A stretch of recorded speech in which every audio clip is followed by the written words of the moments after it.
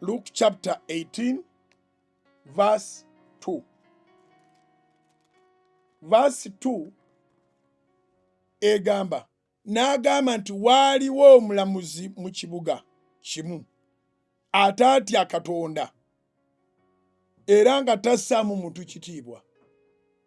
Ekyokuyiga ekisookerwako, omuntu okuba n'obuyigirize bungi oba obumala tekitegeeza nti mukwano gwa Katonda.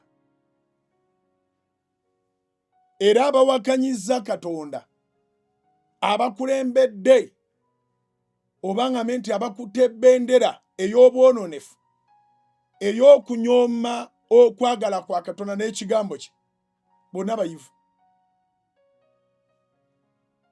Abaagala ebisiyaga, ababisaasaanya, ababiteekamu ssente, ababibunyisa, kababeere bansi, kababeere basumba, bali ku ddaala lya waggulu mu kusoma. Oluzungu balumanyi bulungi. Basaasaanya nga balumba emiti emito egiri mu masomero. Abaana bave mu masomero nga boonoonese. Bategeeza nti waliwo ebikula by'abantu bingi. Naye ng'ekituufu kiri nti Katonda yatonda omusajja n'omukazi.